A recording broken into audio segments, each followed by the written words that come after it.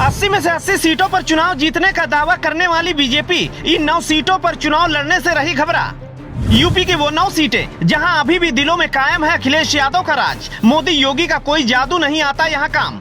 इन मुद्दों को लेकर बीजेपी का यहां जाएगी हार। शिवपाल और अखिलेश ने चल दी अपनी चाल। अब क्या होगा योगी के मिशन 80 का पूरा हाल, जानिए पूरी खबर और समझिए बीजेपी के वोट बैंक के गिरने का पूरा साम्राज्य।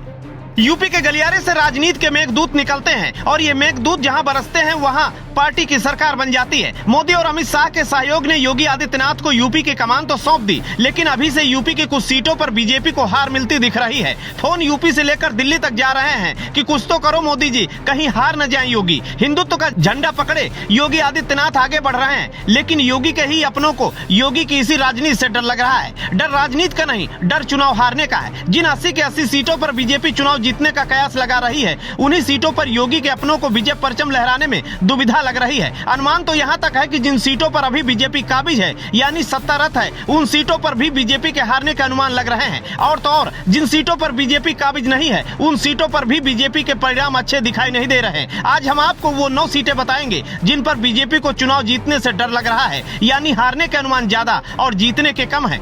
इन सीटों में 2 तरह की सीटें हैं, एक वो जहां बीजेपी अभी सत्ता में है और दूसरी वो जिन पर अभी भी बीजेपी का शासन नहीं है। वो 9 सीटें ऐसी हैं: नगीना, रामपुर, संभल, बदायूं, फिरोजाबाद, मैनपुरी, रायबरेली, आजमगढ़ और लालगंज।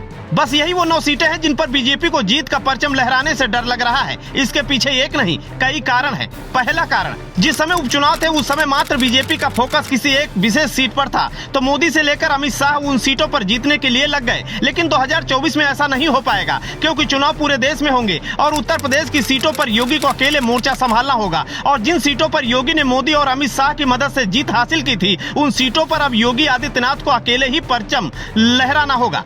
दूसरा सबसे बड़ा कारण यह है कि जिस समय बीजेपी ने इन सीटों पर कब्जा किया, उस समय अखिलेश यादव और शिवपाल यादव में जंग हो गई थी और इसका लाभ सीधे तौर पर योगी को मिला था। लेकिन अब ऐसा नहीं रह गया। अब चाचा भतीजे दोनों एक हो चुके हैं, यानी आगामी चुनाव में चाचा और भतीजे दोनों एक होकर योगी पर अपना राजनीतिक प्रहार करेंगे और दोनों के एकजुट वोटों पर सपा का एकाधिकार होगा, तो जीत का परचम लहराना पहले से और सरल हो जाएगा।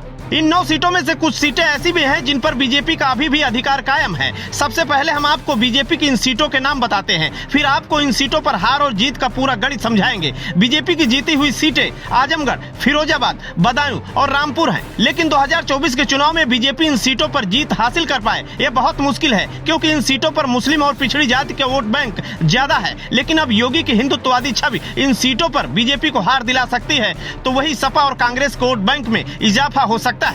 Bureau report, Ashok Kumar, INF, Uttar Pradesh.